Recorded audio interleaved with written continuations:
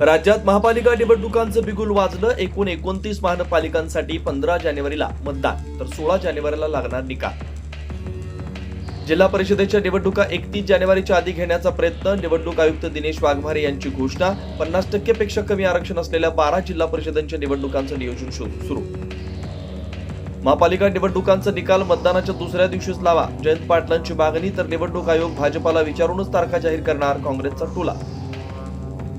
सांगलीत अहिल्यादेवी होळकरांच्या पुतळ्याचं मुख्यमंत्र्यांच्या हस्ते अनावरण. अहिल्यादेवींनी महिला सैनिकांची पहिली तुकडी तयार केल्याची मुख्यमंत्र्यांनी दिली माहिती.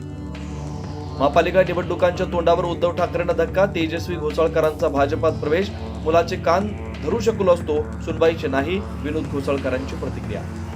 अनाकोंडावर टीका केली तर गांडोळाची अवलाद उत्तर देतात. उद्धव ठाकरेंनी भाजप आणि शिंदेना पुन्हा डिवचलं तर तुम्ही आयत्या वेळेवर नागोबा, आशिष शेलारांचं प्रत्युत्तर. मनरेगाचं नाव बदलून होणार विकसित भारत. जी रामजी. मोदी सरकारच्या विधेयकामुळे वाद तापला. योजनेतून महात्मा गांधींचं नाव का हटवताय, काँग्रेसचा सवाल. मुंडवा जमीन घोटाळ्याप्रकरणी दिग्विजय पाटलांची पुण्याच्या बावधन पोलीस ठाण्यामध्ये चौकशी. गुन्हा दाखल झाल्यानंतर 38 दिवसानंतर चौकशीसाठी उपस्थित. इचलकरंजीत धर्मवीर छत्रपती संभाजी महाराज यांच्या पुतळ्याचं मुख्यमंत्र्यांच्या हस्ते अनावरण.